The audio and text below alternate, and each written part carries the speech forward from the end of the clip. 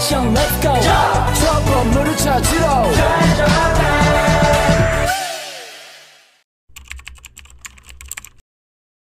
Pagi Pak. Oke, teman-teman semuanya, sebelum kita mulai pelajaran kita pada hari ini, seperti biasa, sebelum kita melakukan aktivitas apapun itu, kita alangkah baiknya berdoa sesuai dengan ajaran kita masing-masing. Untuk kedua kelas, mohon pimpin doanya. Kalian semuanya duduk siap, gerak. Sebelum kita belajar, marilah kita berdoa. Berdoa menurut agama dan kepercayaan masing-masing. Doa dimulai.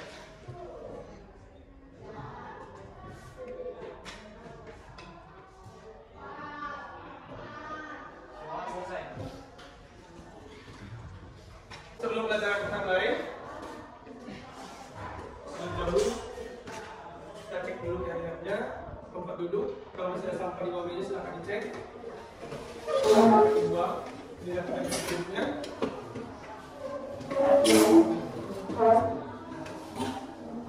Sekretaris kelas, ada yang hadir? Ada Pak? Kecelakaan apa? Dua-dua? Melinda sama? Sika. Oke, siap. Oke, rekan semuanya. Materi kita hari ini atau materi lanjutan kita akan membahas tentang ekosistem. Ya, hari ini kita akan membahas tentang ekosistem.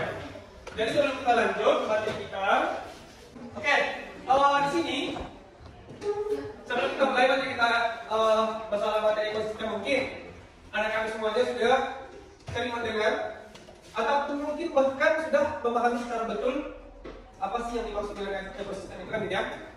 Karena bagaimanapun kita sebagai manusia atau organisme atau individual, kita sudah terbiasa menghadapi ataupun sudah berada pada ruang lingkup suatu daerah atau suatu wilayah.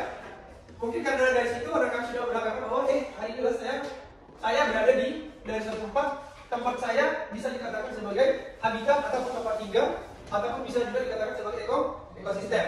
Jadi sebelum kita lanjut materinya, untuk mengulik ataupun untuk merespon ataupun merepres ataupun menstimulus kita semua, kalau ada pertanyaan seperti ini, kira-kira jawabannya di daerah kita, di sekeliling kita, apa saja sih yang bisa kita temukan? Apakah kita hanya bisa menemukan makhluk hidup atau tidak? Apa saja yang bisa kita lihat? Yang ada di sekitar kita.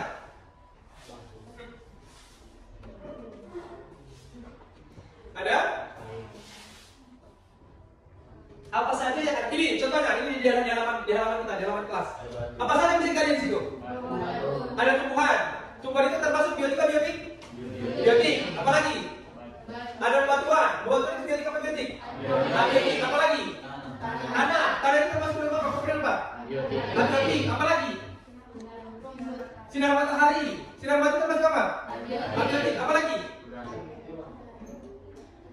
Udara. Udara bisa kita lihat? Tidak, tapi bisa kita rasakan. Termasuk komponennya itu? Komponen abiotik. Yang lain apa lagi? Dari tumbuhan. Ada hewan. Hewan apa saja yang kita temukan di halaman kelas? Ada belalang, ada semut, ada kupu-kupu, ada capung. Kan sudah? Itu termasuk komponen dari satu ekosistem. Baik itu secara biotik dan abiotik. Gitu ya? Sepakat ya? Pertanyaan kedua, apakah ada keterkaitan antara makhluk hidup yang satu dengan yang lain? Bagaimana kira-kira? Apakah ada keterkaitan atau hubungan antara organisme yang satu, individu yang satu, dengan organisme yang lain, baik itu secara biotik ataupun abiotiknya?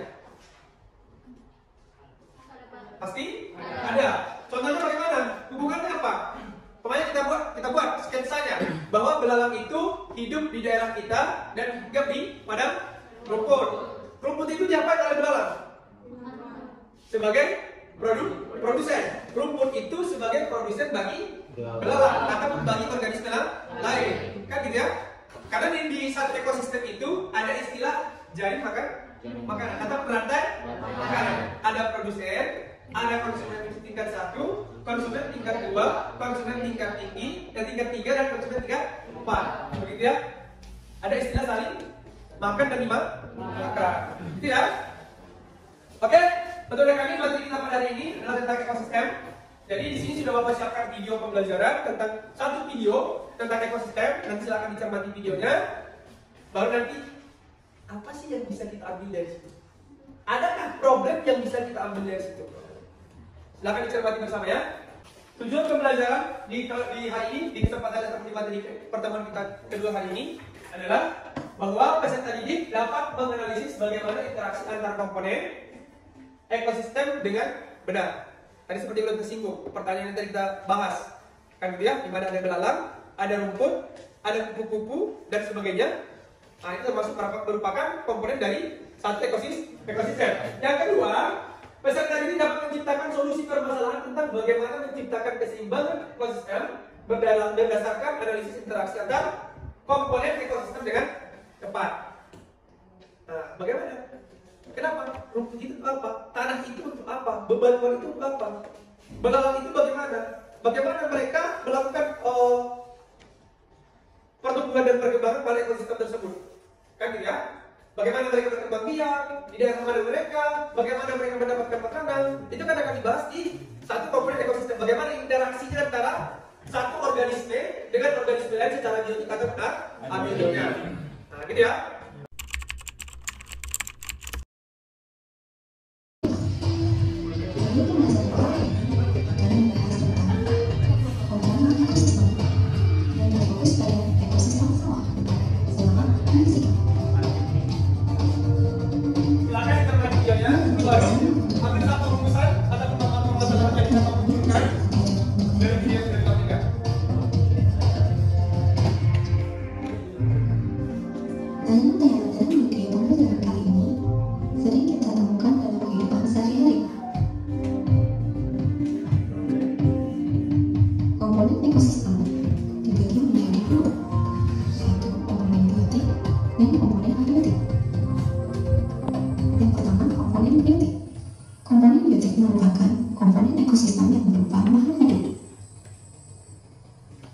Sebagai contoh, tanaman padi.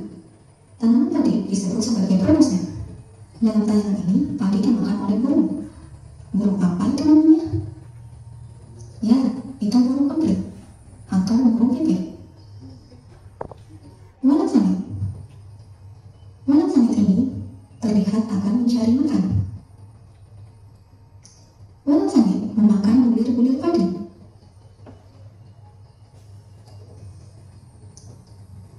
Pernahkah kalian melihat hewan-hewan ini? Laba-laba. Laba-laba akan memangsa walang sangit. Laba-laba, walang sangit, burung emprit atau burung pipit disebut sebagai konsumen. Jika kalian menemukan laba-laba, berhati-hatilah, karena sebagian dari mereka beracun. Katak ini akan memangsa walang sangit, tetapi katak juga akan dimangsa oleh ular. Ular disebut juga sebagai konsumen. Tanaman yang mati akan digorengkan oleh pemerah. Contoh pemerah dalam tanaman ini yaitu cacing tanah. Cacing tanah ini menguraikan tanaman yang mati menjadi tanah lagi. Komponen ekosistem yang kedua yaitu komponen abiotik. Komponen abiotik merupakan komponen ekosistem yang berupa komponen tak hidup. Yang pertama, komponen abiotik yaitu cahaya. Cahaya matahari merupakan sumber utama energi di bumi. Cahaya matahari dimanfaatkan oleh tumbuhan untuk berfotosintesis. Fitoplankton memanfaatkan cahaya matahari untuk berfotosintesis di air. Bayangkan saja, jika tidak ada cahaya matahari, bagaimana kelangsungan hidup makhluk hidup di bumi ini? Oleh karena itu, kita wajib bersyukur kepada Tuhan Yang Maha Esa atas ciptaannya.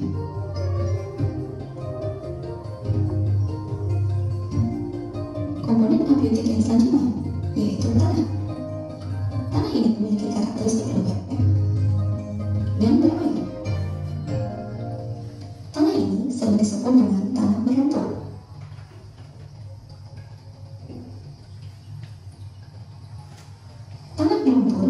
biasa diolah oleh petani dengan cara dicampur. Cara mencampur ini merupakan cara tradisional. Karena berbeda jika diolah dengan cara menggunakan alat. Kalau menggunakan traktor ini merupakan cara modern untuk mengolah tanah yang berlumpur.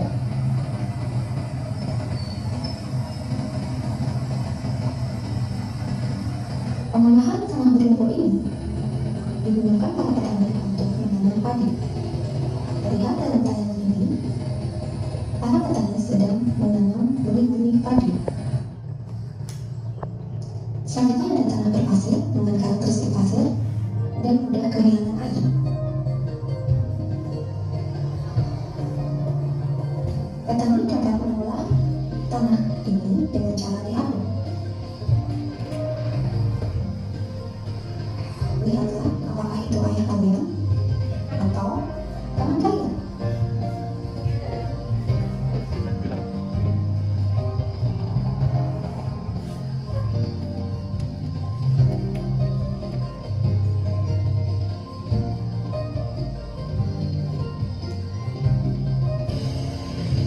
Tanah ini juga perlu penyiraman karena untuk menjaga kadar air dalam tanah tersebut.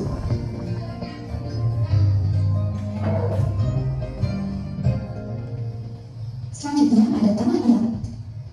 Tanah liat ini bisa diolah dengan sistem bedengan. Sistem bedengan biasa digunakan oleh petani untuk menanam brambang atau bawang merah. Terlihat petani sedang menyiram bibit brambang atau bawang merah yang telah ditanam tadi.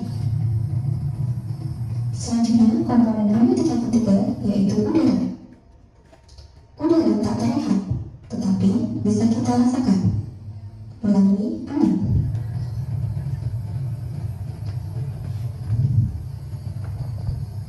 Salah satu jenis udara yaitu oksigen. Oksigen merupakan sumber utama bagi pernapasan kita. Terlihat di situ rasakan mobil. Hewan juga memerlukan oksigen untuk pernapasan.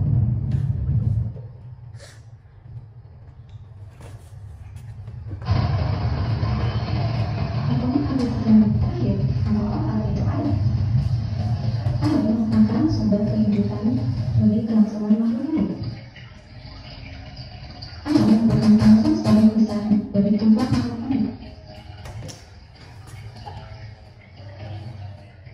Kita coba dapat membayangkan bagaimana jika tidak terdapat air. Air di sini juga menjadi habitat beberapa makhluk hidup. Dalam tayangan ini, makhluk hidup itu berupa telur yang sedang ditangkap oleh seseorang dengan ular.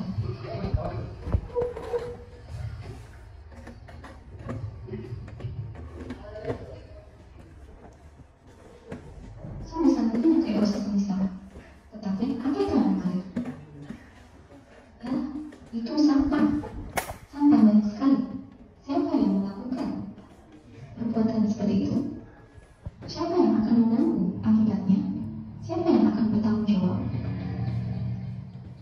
Sampah-sampah itu membuat keberadaan ekosistem mulai kacau. Sampah yang mulai mengairi sawah, mencemari air, masuk ke area sawah, bahkan dapat mengganggu ikan atau makhluk hidup yang berada di sekitarnya.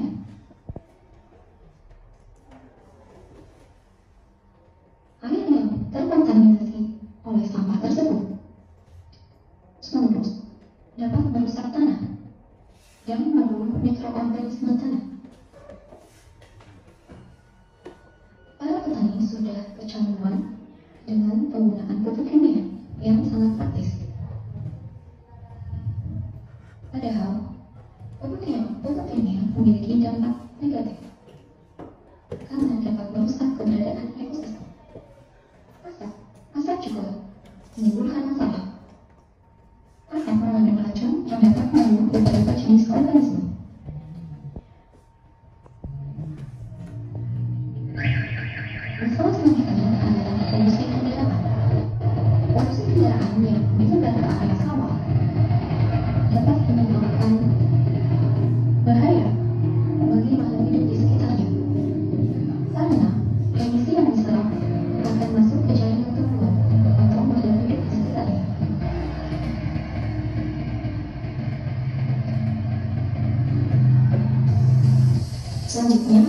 Demikian solusimu agar ekosistem tetap terjaga, khususnya ekosistem sawah, sehingga para petani akan tetap tersenyum dan bahagia.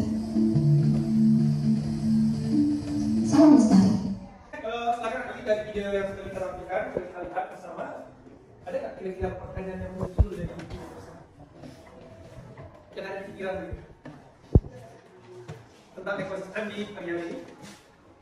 Apa kira-kira pertanyaan yang muncul dari terus ternyata apa gitu? Dari materi yang kita bahas, yang kita tampilkan di video belajarnya, dari satu video tentang ekosistem. Ya, oke, silakan.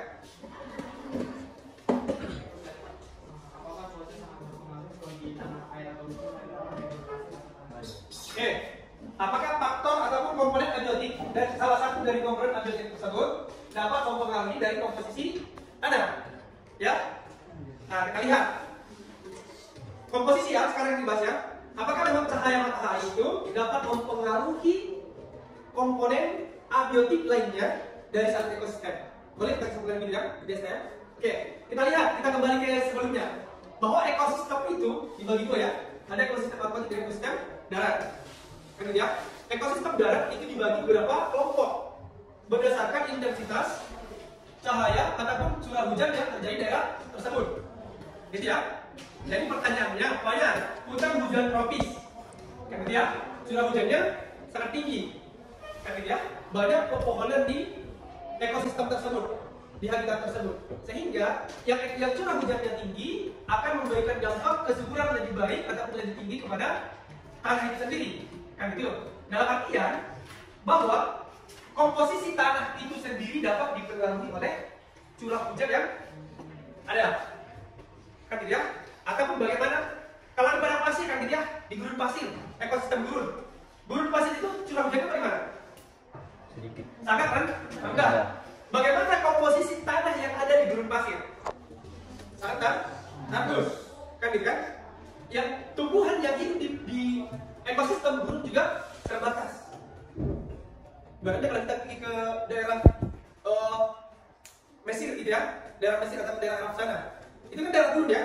Daerah gurun itu kan tumbuh apa aja yang paling dominan? Ada kaktus dan juga pohon kurma. Kan gitu ya?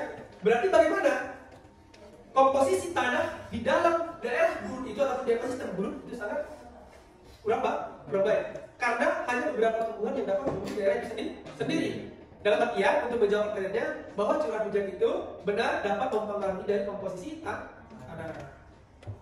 Gitu ya? Komposisi tanah itu dapat dipengaruhi oleh curah hujan. Gitu ya guys ya? Ada kira-kira pertanyaan dari situ? Ada asin makanan di Facebook gitu kan? Kenapa di situ belut? Atau kenapa di situ ada sampah? Banyak pertanyaan yang bisa muncul dari situ. Kita kalau Bapak rasa banyak pertanyaan yang bisa kita munculkan dari video yang sudah kita saksikan bersama. Oke, silakan. Kan tadi pada penampilan dari video itu ada dilihat belut itu Pak sebagai produsen atau sebagai konsumen? Oke. Lanjut. Dan apa dia kalau dia sebagai produsen dia mengapain apa gitu Pak? Jadi kalau dia konsumen dia mau konsumen apa? Oke, kita lihat. Pertanyaan yang kedua. Di ekosistem tadi ada di situ belut yang hidup di persawahan atau tanah lumpur. Belut itu makan apa? Lumpur. Ada cacing. Kan gitu kan? Cacing itu sebagai apa? Produsen. Kan gitu ya? Bisa sebagai dekomposer. Ada dekomposer? Sebagai pengurai. Kan gitu ya? Nah, dekomposer. Jadi belut itu makan cacing atau lumpur ataupun organisme ranik yang ada di lumpur tersebut. Dalam artian bahwa ikan belut itu merupakan produsen. Produsen untuk organisme seterusnya. Tetapi kalau di lumpur tersebut bahwa belut itu sebagai konsumen. Gitu ya? Tetapi kalau di daerah lumpur ataupun di persawahan tersebut bahwa si belut itu merupakan konsumen. Gitu ya? Tapi kalau cacing Pak, cacing bagaimana? Cacing itu merupakan dekomposer atau sebagai pengurai. Makanya tanah yang banyak ditumbuh diam oleh cacing, biasanya tanah tersebut dapat digolongkan tanah yang subur. Karena di situ banyak cacing yang menguraikan bahan organik dari makhluk hidup atau tumbuhan. Gitu ya? Oke, gitu ya? Siap ya? Ada lagi kira-kira? Dari situ? Di pertemuan kita hari ini, karena model pembelajaran adalah VDL, jadi setelah kita menggunakan mengasah ataupun mencari suatu permasalahan dari pembelajaran yang ada dalam bentuk kelompok. Oke, seperti biasa, Bapak kita bagi kelompok ada 20 orang, kita bagi 5 kelompok. Jadi satu kelompok itu terdiri dari 4 orang. Kelompok terdiri dari 4 orang. Oke, benar. Silakan. Ini adalah mata kerja yang Bapak bagikan. Silakan dipahami. Ini sebenarnya begini. Kalau kelompok itu melingkar lah. Dia nggak sama sekali nanti. Dia nggak.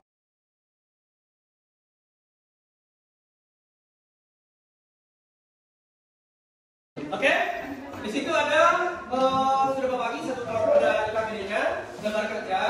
Di situ ada profilnya, namanya, kelompoknya siapa, orangnya siapa aja, diisi. Silakan dibaca-baca dari KPD-nya.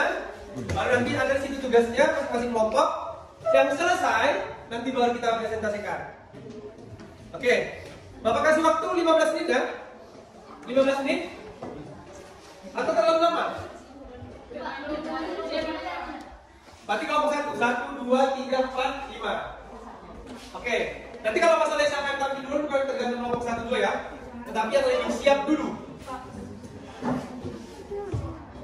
Ya. Sebagai tempat tumbuh berkembangnya organisme lain, termasuk tumbuhan atau ilalang atau padi, kan gitu kan? Air, perannya apa? Iya kan? Iya, tergantung peran masing-masing. Ini ya termasuk. Di situ peran. Kalau abiotik kan mungkin di situ perannya apa gitu kan, mungkin sebagai prosedur bisa ya. Tapi kan sebagai peran dia sebagai, kalau abiotik kan itu termasuk ke peran dia dalam kehidupan ya kan gitu kan. Tapi kan dia sebagai abiotik ya, sebagai habitat ya. Air kan gitu kan. Gitu ya. Iya, dicari aja di sumber apapun kan ada di situ kan. Ada wacananya. Boleh? Saya harus dipahami dulu tujuannya apa. Oke, sudah sejauh mana pemahamannya? Gimana?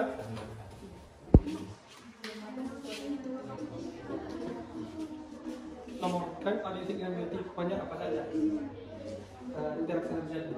Setelah kalian mengidentifikasi komponen biologi ekosistem sawah, identifikasilah macam-macam interaksi terdapat pada ekosistem sawah dan tuliskan saja pada tabel bawah. Contohnya di sini abiotik dengan biotik apa yang ada? Contohnya, tanah dengan rumput, kan gitu ya? Biotik dengan biotik, arti namanya cacing dengan kata. Apa yang dilakukan? Ya, berarti kalau di sini abiotik dengan biotik, kita aja abiotik dengan biotik apa? Terus ini apa yang dilakukan di sini? Yang nomor 2 di sini.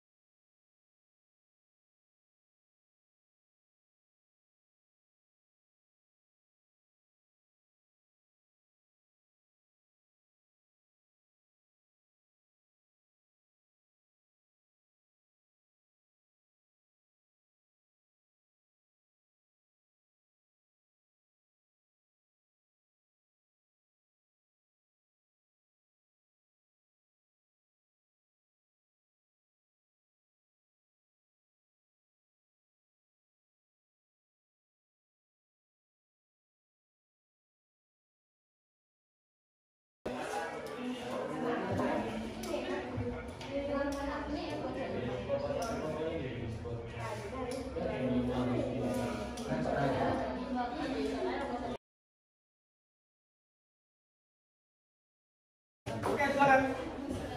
Assalamualaikum warahmatullahi wabarakatuh. Waalaikumsalam warahmatullahi wabarakatuh. Selamat siang dan salam sejahtera bagi kita semua. Di sini kami akan memaparkan tentang ekosistem yang akan dijelaskan oleh pemateri kami. Oke, baik. Untuk mempersingkat waktu, dilangsungkan saja. Oke, baik teman-teman, kami akan membacakan lembar kerja peserta didik atau LKPD. Langsung saja, kita mempelajari tentang wacana yang bertemakan hama keongmas serang puluhan hektar padi di Lebak. Oke, baik, hasil tabel dari penelitian. Yang pertama, sawah dapat dikatakan sebagai ekosistem karena memiliki beberapa jenis komponen yang menyusun ekosistem. Identifikasi komponen-komponen yang berada di ekosistem sawah dan peranannya. Tuliskan hasilnya pada tabel di bawah ini. Yang pertama, nama komponennya yaitu keong, merupakan komponen biotik, peran dalam ekosistem sebagai konsumen. Yang kedua, padi, komponen biotik, peran dalam ekosistem produsen. Yang ketiga, ada udara, merupakan komponen abiotik, peran dalam ekosistem menunjang kehidupan penghuni ekosistem sawah.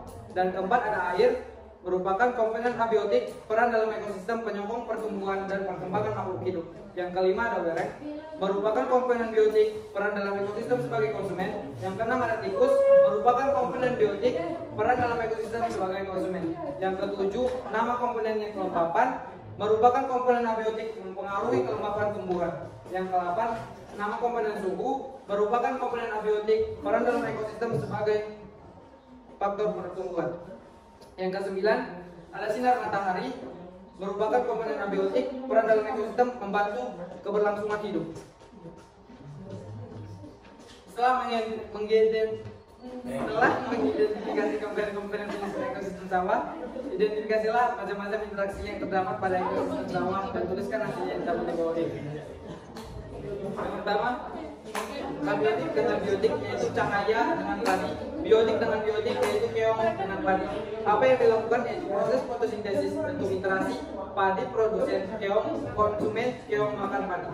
Yang kedua, abiotik dengan biotik yaitu air dengan padi, biotik dengan biotik tikus dengan padi. Apa yang dilakukan penyokong pertumbuhan, bentuk interaksi tikus memakan padi.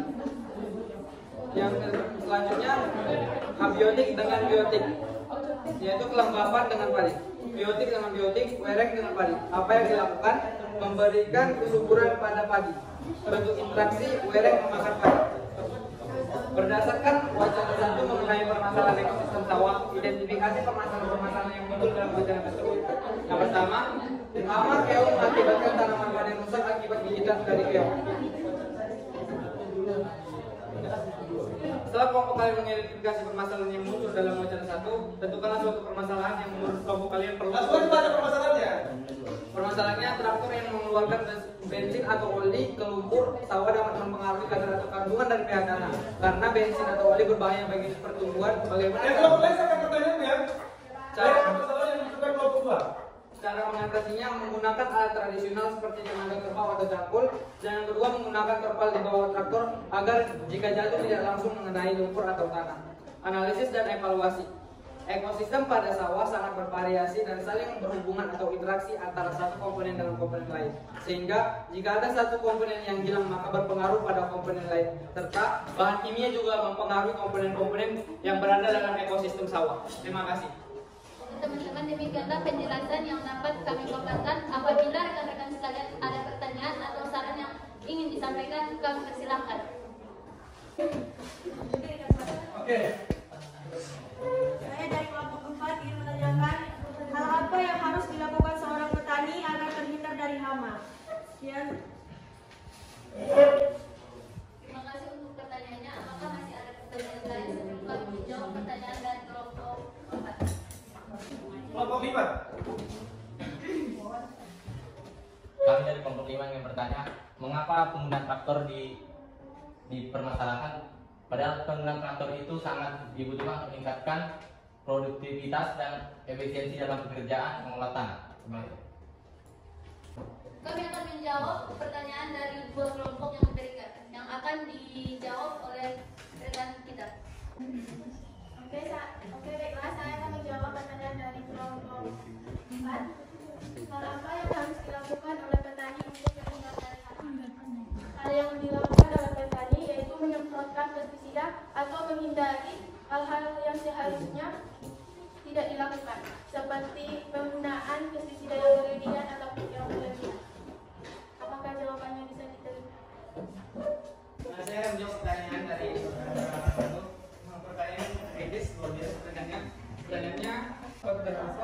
penggunaan traktor dipermasalahkan dalam pengolahan lahan.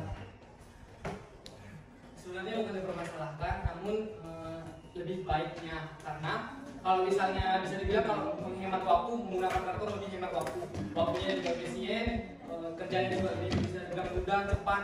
Namun kalau misalnya ditanya berbahayanya, lumayan berbahaya karena ada oli atau bensin yang keluar dari traktor tersebut hingga keluar dari traktor menuju ke lumpur atau sawah tersebut hingga menyebabkan pencemaran lingkungan atau pencemaran terhadap tanah. Bisa diterima? Bisa diterima, Bang? Demikian dari presentasi kami akhiri. Assalamualaikum warahmatullahi wabarakatuh. Waalaikumsalam.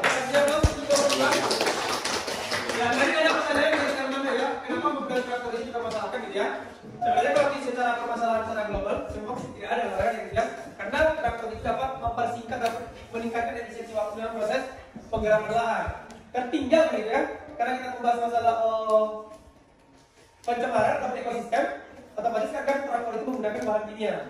Ada di situ bahan bakar, oli, minyak yang dapat membantu dalam proses menjalankan traktor itu sendiri gitu ya. Kemungkinan besar ketika dalam proses penggunaan maka terjadi rembesan dari traktor itu sendiri yang kemungkinan besar dapat berdampak buruk pada pertanian kan gitu ya. Nah, itu saja sebenarnya ya. Oke, silakan dulu. Enggak ada iliannya untuk kelompok 2. Enggak ada iliannya. Oke, silakan. Ada lagi kelompok.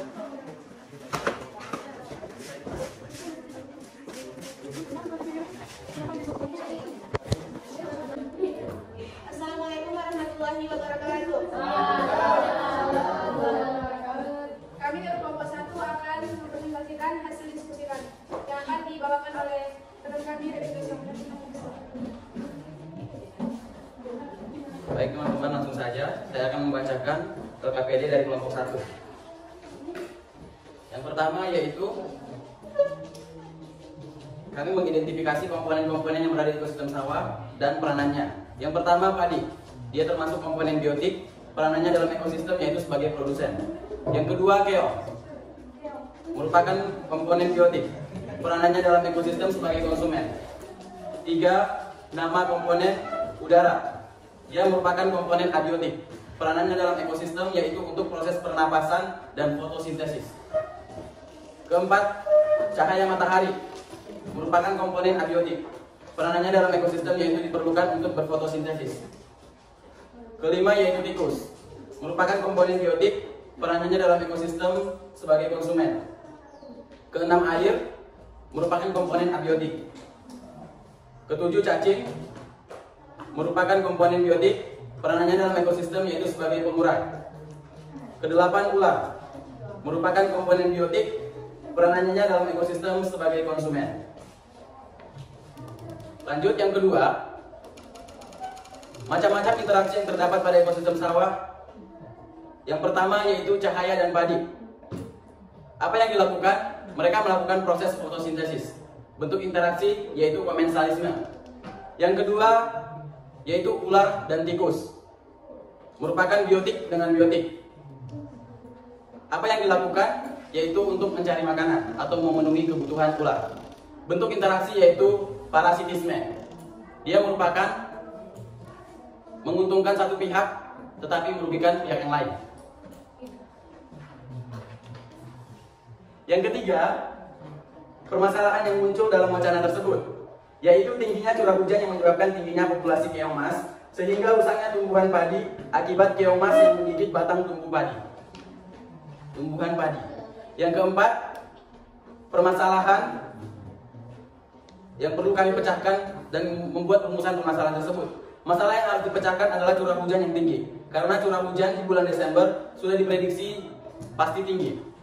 Yang kelima yaitu solusi yang dapat diambil dari permasalahan yang sudah kami rumuskan.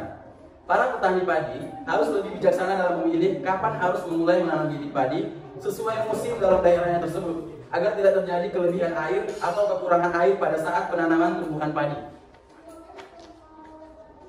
Analisis dan evaluasi. Petani harus lebih bijak dalam mengatur waktu penanaman sampai panen agar tidak terjadi kelebihan air atau kekurangan air. Cukup sekian yang dapat kami presentasikan. Sekian, terima kasih. Bagi teman-teman dari kelompok lain yang ingin bertanya dipersilakan. Oke. Kelompok 2, untuk kelompok 1 ya. Saya Desta dari kelompok 2 ingin bertanya, apakah pestisida atau racun keong dapat memperlambat pertumbuhan padi dan dapat mengganggu hewan-hewan yang ada di ekosistem sawah? Terima kasih. Apakah pestisida dapat mengganggu pertumbuhan padi dan mengganggu ekosistem ataupun makhluk hidup organisme yang ada di sawahan? Kalau pestisida pada keong emas, jawabannya tidak memperlambat laju pertumbuhan pada padi, tetapi dapat merusak ekosistem lingkungan Di persawahan. Oke, Bapak tambahkan ya, Bapak tambahkan sedikit ya. Apakah pestisida keong emas itu dapat menghambat proses pertumbuhan dari padi sendiri? Kalau pertumbuhan padi tidak ada pengaruh terhadap pestisida dari pestisida keong tersebut, tetapi apakah merusak ekosistem persawahan? Jelas, karena organisme yang ada di persawahan tersebut akan menyerap pestisida yang kita semprotkan ke dalam persawahan. Maka kemungkinan besar ekosistem yang ada di persawahan tersebut akan mengalami kematian, sama dengan keong itu sendiri. Oke teman-teman, sebelum kami menutup, kami persilakan teman-teman untuk berdiri sebentar.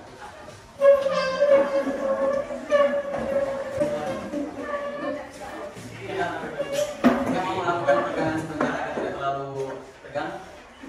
Dan ini tepukannya untuk menguji konsentrasi dari teman-teman semua. Apakah kita masih konsentrasi dalam menerima pembelajaran yang akan kita lakukan? Baik, kalau saya bilang tepuk 1, seperti ini ya. Kalau tepuk 2, ini dari kanan ke kiri. Mulainya dari kanan semua.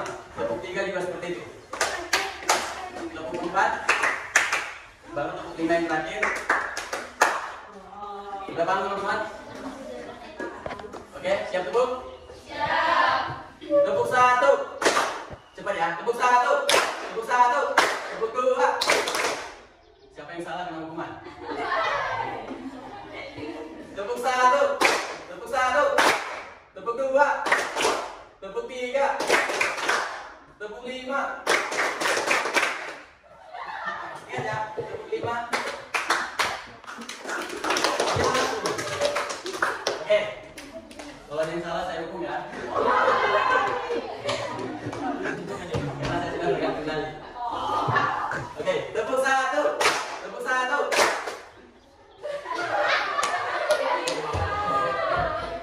Lagi, tepuk 1. Tepuk 1. Tepuk 2. Tepuk 3. Tepuk 4. Tepuk 5. 2 kali tepuk 5.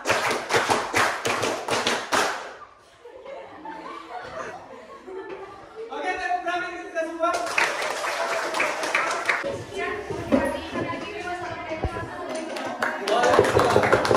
Oke, untuk kami menemukan ramalan sudah selesai. Bapak kasih ada 5 soal. Silakan jawab. Ambil kertas boleh, di bukunya boleh. Langsung. Silakan dikerjakan. Ambil boleh, buku latihannya boleh ya. Di buku latihannya boleh. Masing-masing.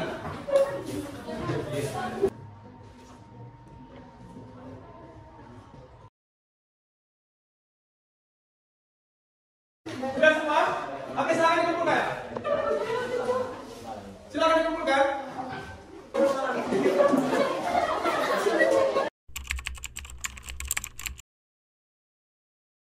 Karena waktu kita sudah habis, Bapak rasa pertemuan kali ini kita cukupkan sampai di sini. Mudah-mudahan apa yang kita bahas hari ini ada manfaatnya. Bisa diingat, bisa di-save di memorinya untuk tambahan wawasan.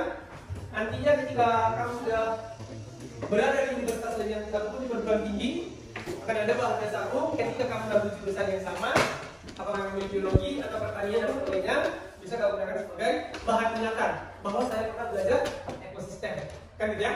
Oke, minggu depan atau pertemuan berikutnya kita akan bahas masalah daun biokimia, baik nanti di proyek, baik itu nanti atau daun biokimia, ada proyek, terus apa lagi?